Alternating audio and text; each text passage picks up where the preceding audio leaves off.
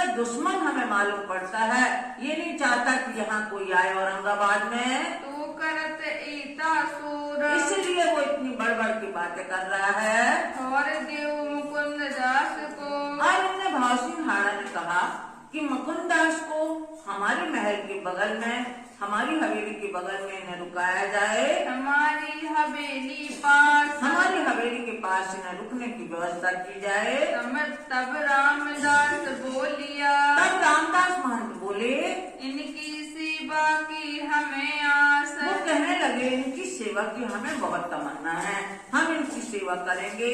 उतारे हम अपने घरों, अपने घर में उतार के इनकी सेवा करेंगे। तब मुकुंद दास कहे वचन, तब मुकुंद दास जी ने कहा कि इनने हमारी बहुत अच्छी सेवा की है, देखो। और अपने कपड़े उतार के भाव सिंह हाड़ा को बताया कि देखो हमारी पीठ पे कितनी अच्छी सेवा की इनने, इन सेवा हमारी भली करी, इनने हमारी बहुत अच्छे से सेवा की है, डंडे मार की सेवा की है। पीठ दिखाई उन्होंने अपनी पीठ दिखा दी।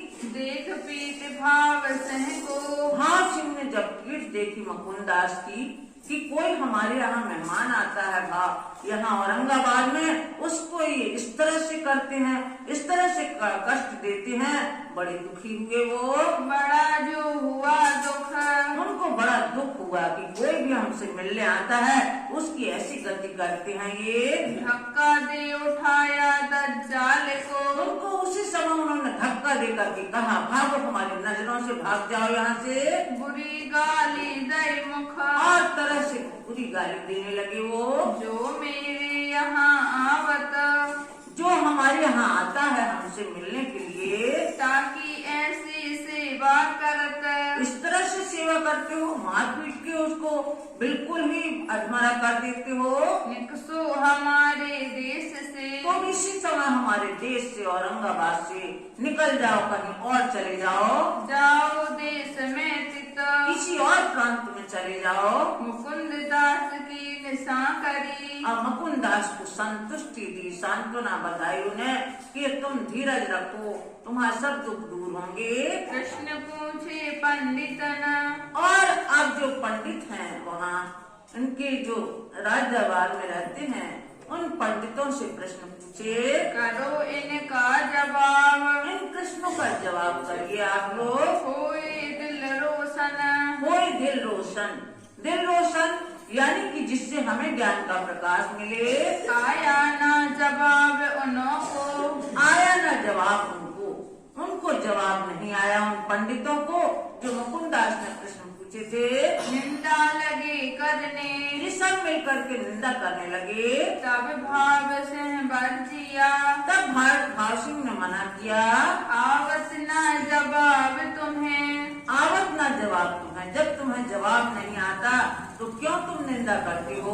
कहा मुकुंद दास ने, मुकुंद दास जी ने कहा, पंडित पूछे जो प्रश्न, पंडित जो प्रश्न पूछते हैं वो आप जवाब देंगे, मैं ताको उत्तर देऊं। मुकुंद दास जी ने कहा कि पंडित लोग जितने भी हैं, जितने भी प्रश्न हमसे पूछना चाहें हम उनका जवाब देंगे।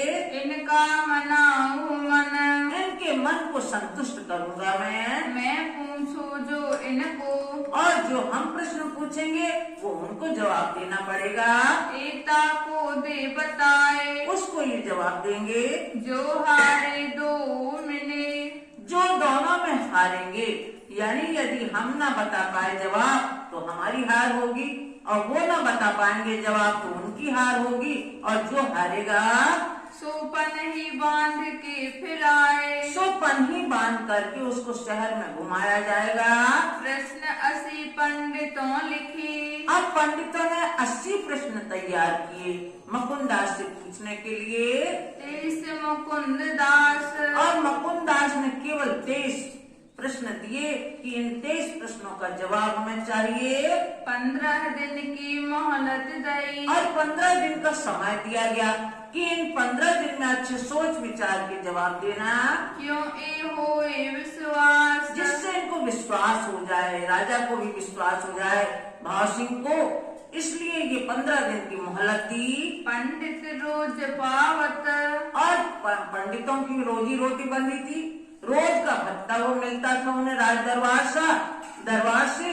तो अब पंडित सोच विचार करने लगे, रुपये 10-20 10-20 रुपए रोज मिल जाते थे उन लोगों को।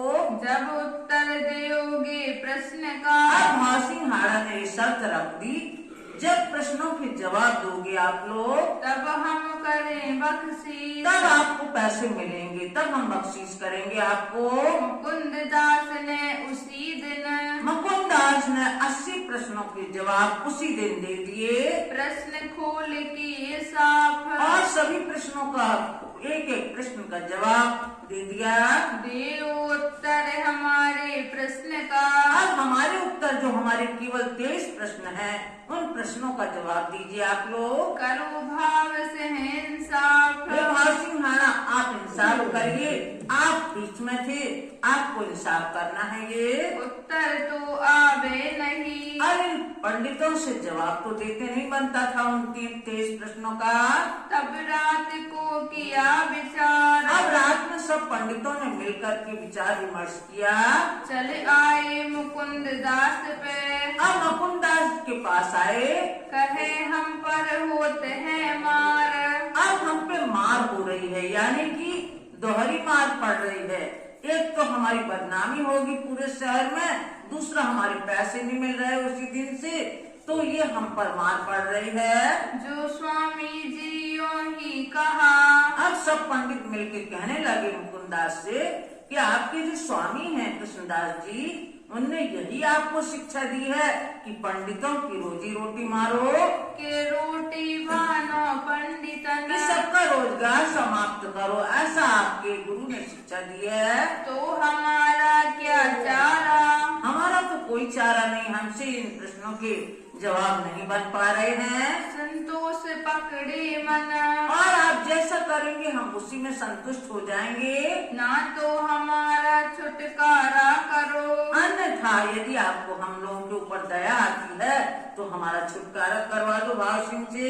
हमारे 10 बेर। हम लोग आपके सामने अपने 10 बार हार स्वीकार करते हैं। तब मुकुंद दास ने कहा। तब मुकुंद दास जी ने कहा, हम कहेंगे फिर। हम भासिंह हाड़ा से आप लोगों के लिए कहेंगे। तब कहा भाव सिंह को। तब भासिंह हाड़ा से कहा, ये क्या उत्तर दे प्रश्न। आप मुकुंद दास जी ने कहा भाव सिंह से कि ये क्या इन प्रश्नों के जवाब देंगे, क्योंकि इनके पास इतनी जागृत बुद्धि का ज्ञान नहीं है, इसलिए ये परमधाम की बातें हैं, ये जवाब नहीं दे सकते इन प्रश्नों के। ये तो लीला अखंड की। ये तो अखंड लीला के प्रश्न हैं। इनका ना पहुँचे मन। इनका मन बुद्धि वहाँ नहीं पहुँच सकती। तब आधा रोज छे किया। तब भाव सिंह हाड़ा ने क्या किया कि जैसे 20 रुपए मिलते हैं तो 10 रुपए देना स्वीकार किया, कि आधा रोज छह किया, जितने रोज मिलते थे उसमें से आधा देना स्वीकार किया कि भाई इनको आधा मिलेगा भत्ता। आधे का किया हुक्म। ऐसा उनकी बात मान ली और पंडितों का ये काम हो गया। प्रात को मिलके कहा। और प्रातः समय मिलके कहा, ये काम किया तुम्हारा हम। मुकुंद दास ने पंडितों से कहा कि तुमने जो विनती की थी वो हमने आपका काम कर दिया, आपको आधा भत्ता मिलेगा। दिन दूसरे तीसरे दिन फिर क्या हुआ, नीके दिए जो कान। अब भासिंह हाड़ा बैठ करके मुकुंद दास उनके साथियों से बैठ के चर्चा सुनने लगा और भली भांति वो चर्चा सुनता। तारतम्य के सुनिया। और तारतम सुनाया मुकुंद दास जी ने। कोई गई पहचान। अब इन्हें पहचान हो गई उन शब्दों की, और पहचान होने के बाद बोला, बुलाओ श्री जी साहेब जी को। श्री जी साहब जी को यहाँ बुलवाइए आप लोग, सवारी ले तुम। और असवारी यहाँ से ले जाओ, हम भिजवा रहे हैं। ले हथनी बूंदी से। और बूंदी है जो कोटा के पास में, वहाँ से हथनी ले लेना, और हम कुछ घोड़े भी दे रहे हैं, इन सब पर बैठ के सब लोग आ जाएंगे। और घोड़े देते हैं हम। और घोड़ा हम यहाँ से दे रहे हैं। एक हवेली बूंदी में। और बूंदी में एक हवेली भी लिख दी उनने कि यहाँ सुंदर साथ रहने की व्यवस्था होगी, ऐसे उसने लिखित दे दिया पत्र। रहने को लिख दई, रहने को लिख दी। तहाँ श्री बाई जी को राखियो। तहाँ श्री बाई जी राज और समस्त महिला सुंदरचार रहेंगी उसमें। इन भांति सिखापन दई, इस तरह से सिखापन देकर के कहा कि श्री साहब जी को यहाँ ले आइए। मुकुंद दास विदा होए की, मुकुंद दास जी यहाँ से विदा होके चले। लई असवारी साथ, लई असवारी साथ, जो घोड़े कहा था वो सब लेकर के विदा हो गए श्री साहब जी को लाने के लिए। तहाँ से पहुँचे मंदसौर, वहाँ से मंदसौर पहुँचे। खर्ची दई थी हाथ, और भासिंहाड़ा ने खर्ची भी हाथ में दी थी कि तुम्हें रास्ते में खर्च करने के लिए पैसे भी लेते जाओ, वो भी दी थी। आए मिली मंदसौर में, जब मंदसौर में आकर के श्री जी साहब जी से मिलते हैं, ले चले श्री जी को, और श्री जी साहब जी को लेके चले यहाँ से। आए पहुँचे औरंगाबाद, आए पहुँचे औरंगाबाद। औरंगाबाद पहुँचते हैं कहाँ से? उज्जैन से होते हुए। जिस तरह भी अपन ने पहले सुना, लालदास जी जो भी बताते हैं उसको हमें ढंग से समझना है कि यहाँ से ऐसे सब सुंदर साहब को लेके चले। भाई मुलाकात हवेली में, और मुलाकात हवेली में हुई। वहाँ भाव से आए के, भाव सिंह आकर के कदम लगा। लगा दो कदम, लगा 2 कदम। उसने दंडवत प्रणाम किया। देख दीदार इन समय, श्री जी साहब जी के दर्शन पाकर के कृत कृत जानिया तम, अपने आप को धन्य धन्य कहने लगा कि धन्य भाग हमारे जो हमें इनके दर्शन प्राप्त हुए। लगा सेवा करने, और भली भांति वो सेवा करने लगा। उच्छव रसोई जब, उच्छा रसोई करने लगा। वहाँ दई जागा हवेली अपनी, अपनी हवेली दे दी वहाँ रुकने के लिए सबको। भई सेवा इनकी तब, और भली भांति वो सेवा करने लगे सब लोग। सुन नरसैया के शब्द कीर्तन, अब यहाँ नरसैया के शब्द कीर्तन सुनते हैं। जो नरसिंह मेहता के बहुत से भजन हैं, बहुत आनंद है उन भजनों में। तो नरसिंह मेहता के भजन चल रहे थे जो अभी आपको भी सुनाया जाएगा। चित हुआ ये मगन, चित हुआ ये मगन। बोलो श्री प्राणनाथ प्यारे। नरसिंह मेहता बहुत बड़े भक्त हो गए हैं गुजरात में, और वो हर कार्य प्रभु कृपा पर करते थे। कृष्ण जी के परम भक्त थे, और वो चाहते थे कि मुझे रास में शामिल होने को मिल जाए। चूंकि वो यहाँ का जीव था, क्षर ब्रह्मांड का, इसलिए रास तक तो नहीं पहुंच पाया। लेकिन उसकी भक्ति परम भक्ति थी। वो किनारे से ही हाथ में मसाल लिए इस तरह से वो देखने लगा, हाथ भी जलने लगा, उसको सुध नहीं है, इतने उसके अंदर भक्ति भाव था। अब ये जो मैं गा रही हूँ आपके सामने, ये पन्ना जी में गरबा जब खेलते हैं तब गाते हैं। कहाँ जाऊं रे बैरन रात लड़ी, कहाँ जाऊं रे बैरन रात लड़ी, कहाँ जाऊं रे बैरन रात लड़ी।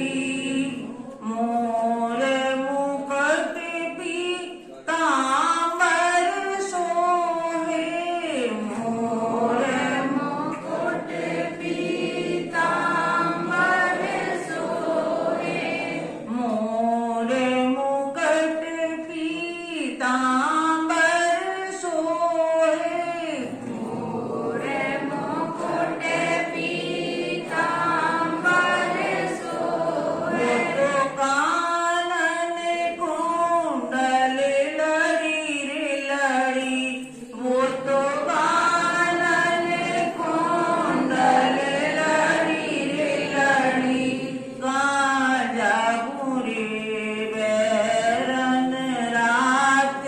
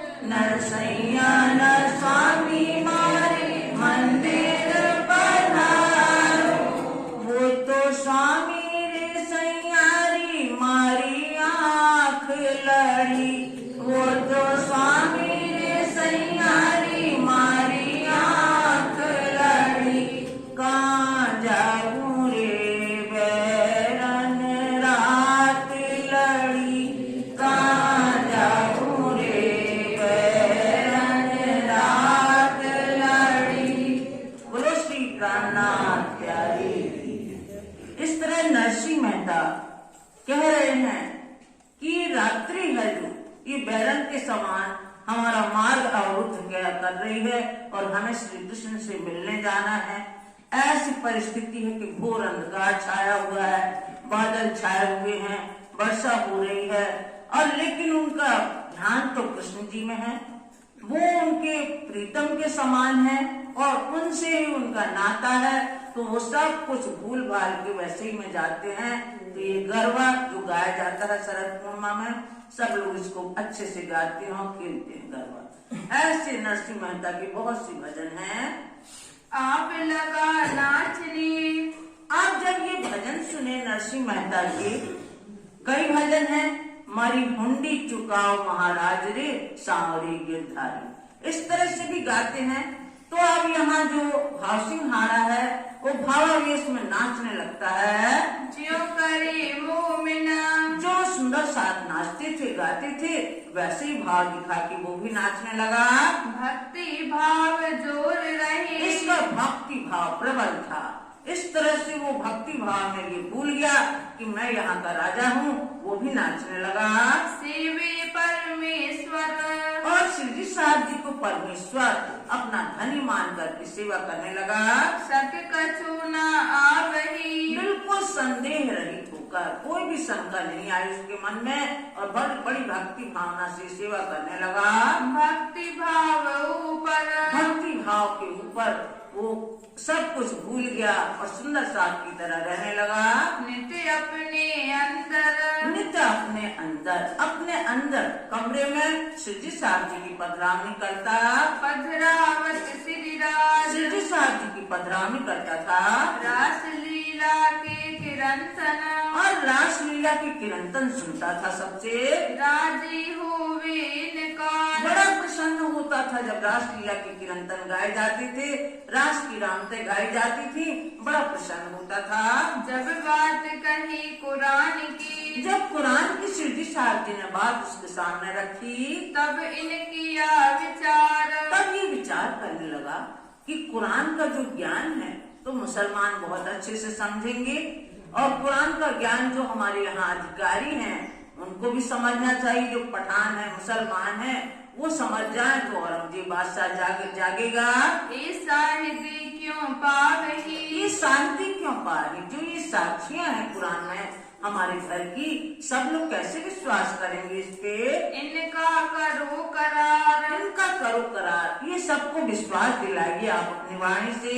ये मुसलमान चार हैं, हमारे यहाँ 4 अधिकारी हैं मुसलमान, मेरे चाकर जो हमारे सेवक यहाँ। इनको तुम समझाओ, श्री जी साहब जी से कहा जो हमारे 4 सेवक हैं मुसलमान, उनको आप समझाइए कुरान की भाषा से। मुकदमा जो क्यामत का जो आत्म जागृति का जो दावत आवाहन किया है श्री जी साहब जी ने, उसको आप समझाइए। जब मैं औरंगजेब से, तब मैं औरंगजेब से जाकर के युद्ध करूंगा। बांध के कमर बांध करके यानी कमर कस के पूरी तैयारी से जाऊंगा, लड़ो वास्ते दीन की, और धर्म के वास्ते लड़ूंगा उनसे। सिर सौंपा इन बात पर, हमने तो वैसे ही आपको समर्पित कर दिया अपना सब कुछ, और ये ज्ञान जब हमारे सेवक भी सुन लेंगे तो वो भी हमारे साथ होंगे औरंगजेब से धर्म युद्ध करने के लिए। तब श्री जी साहिब जी ने कहा, तब श्री जी साहब जी ने कहा, सौंपो हमको मुसलमान, वो 4 जो आपके मुसलमान सेवक हैं हमारे सुपुर्द करो, हम उनको समझाएंगे।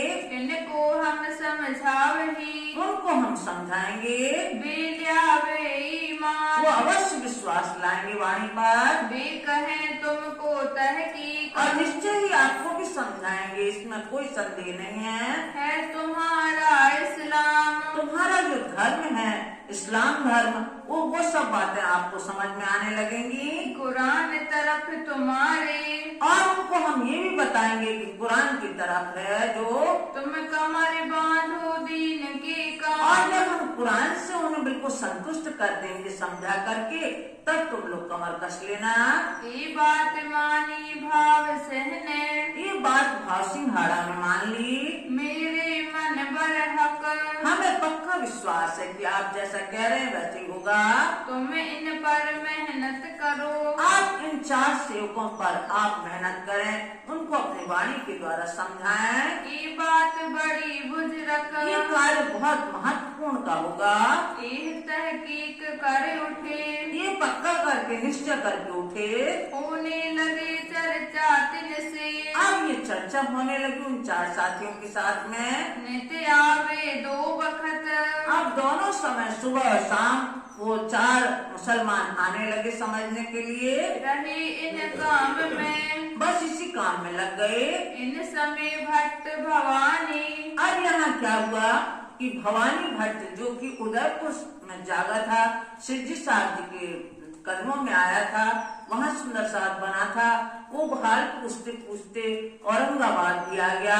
हाँ उदयपुर का मिलाप, उदयपुर में भेंट हुई थी शिव जी साहब जी से। सोइत आए मिला। सो यहाँ आकर के मिले शिव जी साहब जी से।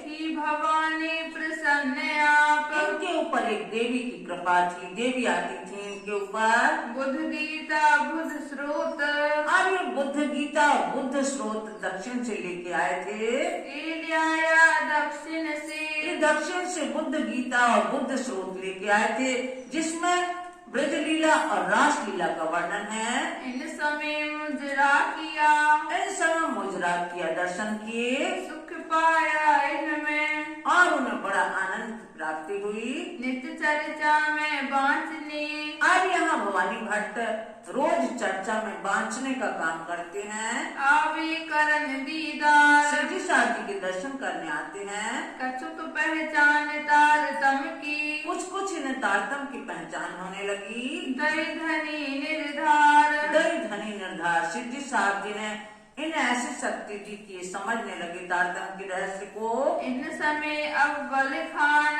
अब यहाँ अब्बल खां आए शिव जी साहब जी के पास में। करने आया दीदार। ये अब्बल खां भी वहीं मिला था उदयपुर में, ये दर्शन करने के लिए आए। था उदयपुर का मिलाप, ये इसका भी उदयपुर का मिलाप था। इन पहचाने परवर दिगार। इनने इनके स्वरूप में परवरदिगार इमाम मेहदी स्वरूप को परखा। जहान मोहम्मद मिहीन खां, अब इनके साथ में जहान मोहम्मद भी आए, मिहीन खां भी आए। ये तिनको सुनाई कान। ये तिनको सुनाई कान, उन्होंने कहा कि चलो हम इनसे चर्चा सुनते हैं, अपने कुरान के बारे में बड़ी अच्छी सनंद बोलते हैं, तो उनको भी चर्चा सुनाई। तिनको बुलाए लाइया, और ये अब्बल खां जहान मोहम्मद को मिहीन खां को बुला के लाया और करने लगे पहचान। और पहचान अपने आत्मा की पहचान करने लगे कि यदि हमारा अनुकूल होगा तो हमें भी सुख मिलेगा। मिहीन को ईमान आया, मिहीन खां को तुरंत विश्वास आ गया इनकी वाणी पर। ये ताबे हुआ तब, ताबे माने अधीन, इनके अधीन हो गया कि शिव जी साहब जो ज्ञान दे रहे हैं वो सच्चा ज्ञान दे रहे हैं, हमें पूरा विश्वास है। दज्जाल सो लड़ने लगा, और दज्जाल जो विरोधी होते थे उनको डट के सामना करता था। वो चाही लेने स्वभाव, चाली लेने स्वभाव। आप जो भी बहस करते हो उनसे तो वो सोचता कि हमें तो वो शक्ति प्राप्त है, हमें शाबाशी मिलेगी, तो उनसे लड़ने लगते विरोधी लोगों से। कहार बानों में पठान, कहार बानों यानी सौदागरों में पठान। चली चर्चा दिन में, अब पठानों में चर्चा होने लगी इनके बारे में, शिव जी साहब जी के बारे में। सनंद है सुनी जहान मोहम्मद। अब ये सब आए सौदागर जितने भी पठान थे, अब जहान मोहम्मद ने सनंद सुनी जब, क्यों ये पहचान हुए इनसे, कैसे इनको पहचान होगी, कैसे आत्म जागृति होगी। एक जहान मोहम्मद को, एक जहान मोहम्मद को असलू अंकुर ईमान, असलू अंकुर ईमान, इनका असल का अंकुर था। ये वहाँ की वासना थी, पात्रता थी इनको, तो इनको थोड़ा विश्वास आने लगा। था आप तमाम तफसीर, वो बहुत ज्ञानी था, पढ़ा लिखा था जहान मोहम्मद, उसको कुरान का पूरा ज्ञान था। पढ़ो में अरबी खान, और पढ़े लिखे लोगों में, विद्वानों में वो चूंकि अरबी भाषा का बहुत ज्ञाता था, इसलिए वो अरबी खान भी कहलाता था। देता तालीम सबन को, सबको तालीम यानी धर्म की शिक्षा देता था। जीते रहे पठान, जितने वहाँ पठान थे सबको धार्मिक शिक्षा देता था।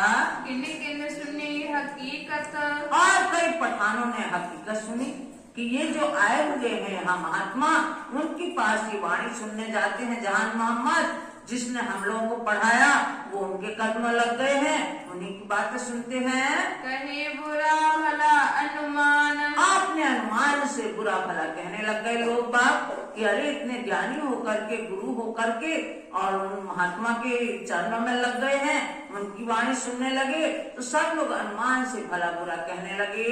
भवानी भट्ट 1.5 पहर लो, और भवानी भट्ट 1.5 पहर तक, यानी कि एक पहर में 3 घंटे होते हैं, 1.5 पहर यानी 4.5 घंटे वो रहता था सिद्धि साहब जी की सोहबत में। कथा कह हुए फारक, कथा कह करके फारक यानी फुर्सत होता था। तब श्री राज आरोही के, तब श्री राजा के पौड़े से बुजरक, पौड़े से गुजरत यानी कि उसके बाद विश्राम करते थे। जब दिन पिछला, जब दिन पिछला रहता था, घड़ी रहत है 7, घड़ी बाकी रहती थी 6 बजने में, तो 3:30 बजे श्री जी साहब पौड़े से उठते थे। तब श्री राज उठत हैं, तब 3:30 बजे दिन में उठते थे पौड़े से, करे साथ संवाद, और सुंदर साहब से बातचीत करते थे। फिर चर्चा होए अति बड़ी, और फिर चर्चा करने लगते थे।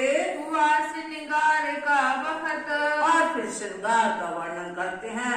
श्री राज श्री ठकुराइन जी प्रथम भवन में विराजमान भये, श्यामा जी का श्रृंगार और राज्य का श्रृंगार वर्णन करते हैं। संध्या को आरती हुई, और संध्या को गौरी आरती होती है, संध्या आरती होती है।